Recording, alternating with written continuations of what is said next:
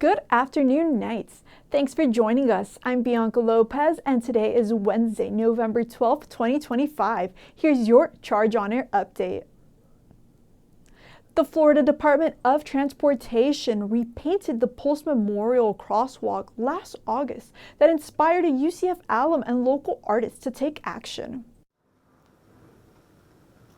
What started as a conversation turned into a project that resonated with the community. Now, many wear pins that look like the original Rainbow Crosswalk. Alison McIntyre, a UCF alum, designed the pins to raise awareness. I think a lot of us were angry when we saw that it was paved over, of course.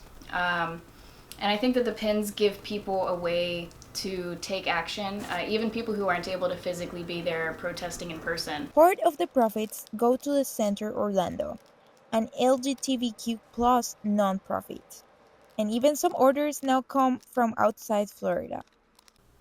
These pins and many others created by Allison have made a great impact here at UCF and at the Orlando community because they help us to remember those who lost their lives. UCF psychology professor Shannon Whedon says art helps express emotions words can't. With trauma like this, it's very hard to put the anger, the overwhelming emotions, the grief into words. And that's where visual art can really come in, right? That's where art can have a lot of power, is that you can access a lot of these emotions not by having to articulate them. Allison hopes to continue making an impact for the LGBTQ plus community. In Orlando, Laura Pineda, The Charge On Air.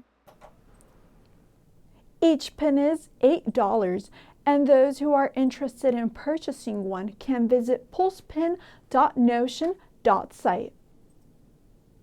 UCF women's basketball had the second game of the season against UNC Charlotte on Sunday.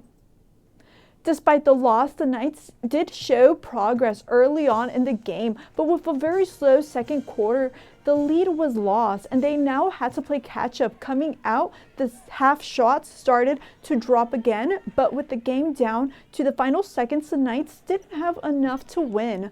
Head coach Cynthia Messer spoke on how the new team's chemistry had started to build and what this loss means for the team. We got 11 new players, and they are learning each other. The one thing I'm proud about with my team is they come every day to practice and they work hard. That will pay off. That will exactly pay off. So these young ladies will be fine. This loss puts the Knights at 1-1 for the season. The next game for the Knights will be at home on Tuesday at 11 a.m. against FIU. UCF's First Generation Week aims to help connect and empower first-generation students. Charge On Air reporter Jordan Evans tells us more on how they're doing that. UCF's First Generation Week is hosted annually. The week presents first-generation students the chance to network, connect with other students, and be aware of the resources available to them on campus. Edgar Carrasco, an academic support coordinator for first-generation students, spoke with me at the week's main event, a professional networking panel which allowed students to interact with professionals and alumni. They were connected to every resource on campus, and so that's kind of what we did from the start of the First Generation Week down to today's main event. According to Edgar, 25% of students are first generation. To be a first-generation student at UCF, either of a student's parents or guardians cannot have earned a bachelor's degree in the U.S. I also talked to students to get their opinion on what being a first-generation student means to them. Being first-gen to me is really a show of resilience because we didn't get a lot of the same opportunities that other people have had growing up with parents who went through the schooling system here. UCF hosts plenty of events targeting first-generation students, including senior biology major Isabel Miguel, who just found out that she is a first-generation student too. I actually just found out I am a first-generation student because my parents did graduate, but they graduated in Brazil. So it's more complicated for me coming here and doing my graduation and not having the network that they had in their country. The week started off with a campus-wide scavenger hunt ending on Thursday. with the first 50 students completing it winning a limited edition Space Week themed First Generation t-shirt. In Orlando, Jordan Evans, The Charge on Air. For more information and to keep up with their events, you can follow the First Generation Instagram page at ucf.firstgennights. UCF Space Game ended in heartbreak Friday night in Acrisure Bounce House. The Citronauts fell to the Houston Cougars 30-27, making their first ever space game loss. UCF's defense forced 4 turnovers and registered 6 sacks, keeping the game a back-and-forth battle. The Citronauts led late, but at last-minute interception sealed the win for the Cougars. The Knights dropped to 5-5 on the season, while Houston snaps a 2-game skid. UCF now turns its focus to Texas Tech and the final stretch of the season, still fighting for bowl eligibility.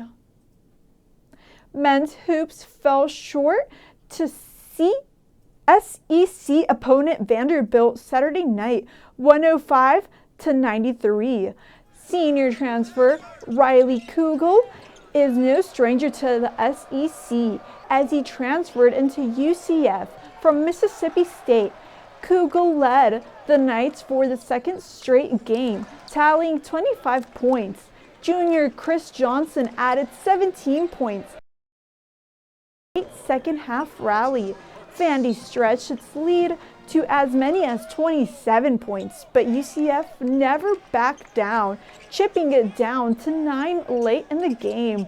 The Commodores kept steady to secure the road win. Head coach Johnny Dawkins talks about how this new team is going to move forward after the loss. Some of the things they did in the second half were very, very good.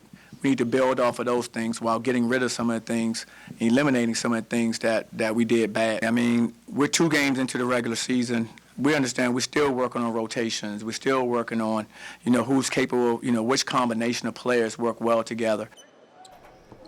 This brand new team started to find their momentum late in the game and are hoping to take that into the rest of the season. The Knights will hit the road to play Texas A&M on Friday. Now let's take a look at today's weather forecast. Today's high is 69 degrees with nice and clear skies and no chance of rain. Tonight, the low is a chilly 42 degrees, so you may need a heavy coat tonight. Tomorrow's high is 74 degrees with more sunny skies and a 0% chance of rain. Much colder than usual for Florida weather, so make sure to stay nice and warm this weeknights. That's all the time we have for now. Make sure to keep up with all that's happening throughout the week by following us on Instagram at The Charge News, and check back here tomorrow for another news update. I'm Bianca Lopez. Thanks for watching and have a great day.